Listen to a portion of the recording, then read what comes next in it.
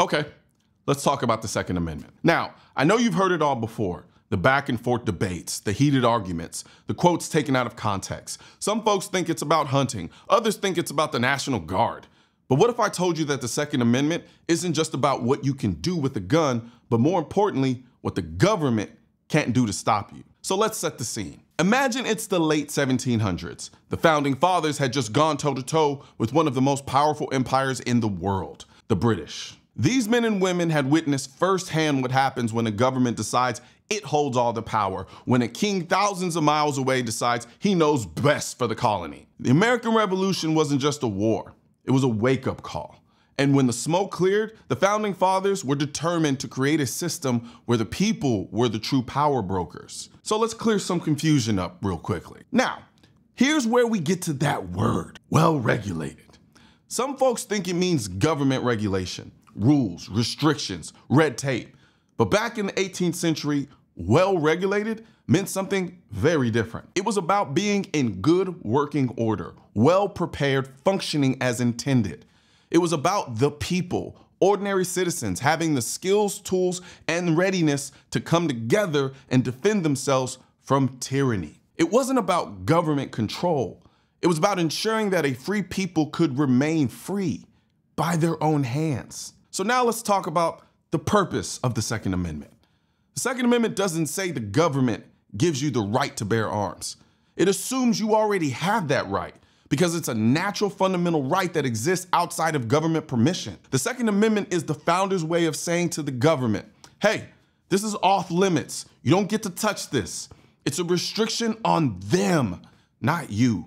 That's why it's called a Bill of Rights and not a bill of what the people can't do. So now let's debunk this whole militia myth. Now, when people hear the word militia, they often think of some formal government-run entity like the National Guard. But to the founders, militia was you, me, your neighbor, the blacksmith, the farmer down the road. It was every able-bodied person who could take up arms in defense of themselves, their family, and their community. The militia wasn't about restricting rights to a select few. It was about empowering every citizen. It was an acknowledgement that you have a duty to protect yourself when no one else can. So, what lessons can we learn from history regarding the Second Amendment?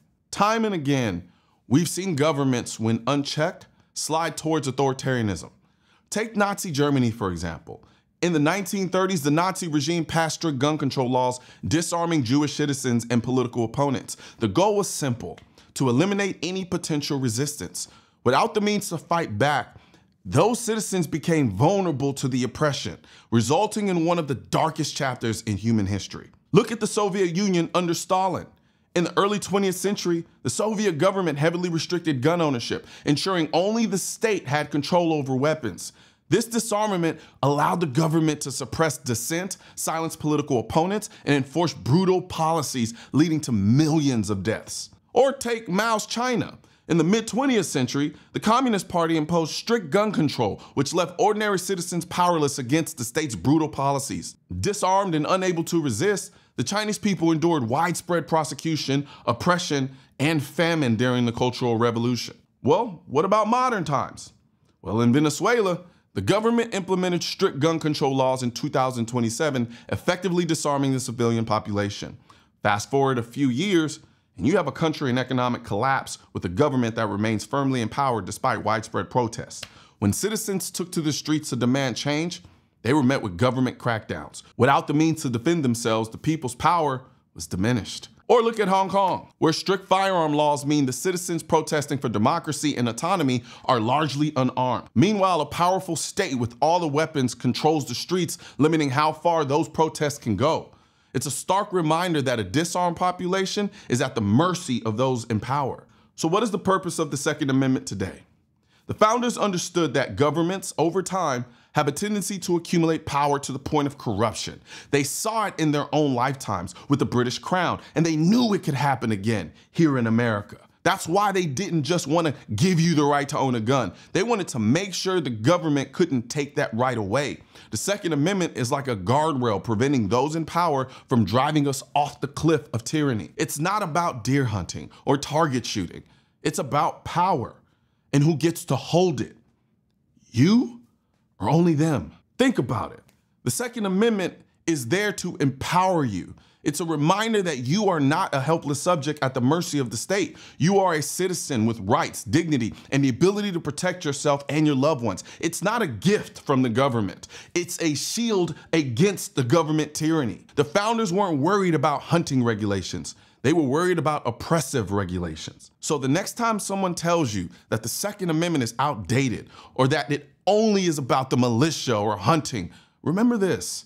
It was written to protect you from anyone who thinks they know what's best for you. It's a declaration that you matter, that your safety matters, and that your ability to stand up for yourself matters. It's not about what you can do with a gun. It's about what the government can't do to take away your right to have one. At the end of the day, the Second Amendment is an equalizer. It doesn't matter who you are, where you're from, or what you believe in. It's about your right to exist free from tyranny, to defend your freedom, and to hold on to the power that is rightfully yours. The founders got it right then, and it's still right now. Now, I know some of y'all are watching this wondering about the shirt that I'm wearing right now, the anti-2A social club. Well, as you can see, it's also on the back. Now, here's the thing. This isn't just another t-shirt. It's a symbol of defiance. It's a call to action for those who refuse to be silenced. We live in an era where the mainstream media wants to marginalize gun owners and paint us as villains and strip away our rights. The anti-2A social club is for those who are done with the misinformation, the double standards, and the endless attacks on our freedom. We are not backing down, and we definitely are not alone. We're part of a growing movement of people who know that the Second Amendment isn't just about firearms. It's about freedom, self-reliance, and the right to protect our loved ones. This shirt speaks for every one of us who believe that our rights are non-negotiable, that the Second Amendment is as relevant today as it was when it was written. This isn't just about guns. It's about a way of life that celebrates individual freedom, personal responsibility, and standing up for what's right. The anti-2A social club is for those who believe that the best way to honor our rights is to exercise them. It's for those who are tired of seeing our communities demonized by those who don't understand and, more importantly, don't care. So, if you're proud to be on the right side of history, the real right side of history, not the one made up by people who are trying to rewrite it from the standpoint of being anti-2A, if you believe in the power of a free people, then throw this on and let the world know exactly where you stand. Because it's more than a shirt. It is a badge of honor. It is a reminder that we are the wall that stands between freedom and tyranny, and we will never back down. Wear it loud, wear it proud, and join the club that stands for freedom. The anti-2A social club. You can find it right now at shop.mrcolionnoir.com. or click the link in the description section of this video. I'm not gonna lie, I really just love the way this looks on the back.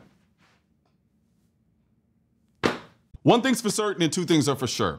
Politicians and tech giants don't want gun content to be recommended to you, and we're all fighting this culture war together. Now, you can help do your part by liking, commenting, subscribing to the channel, but most importantly, sharing this video with at least one person. Together, we can stop the suppression of our 2A rights. And don't forget to click the link in the description section of this video for the products that I mentioned in this video.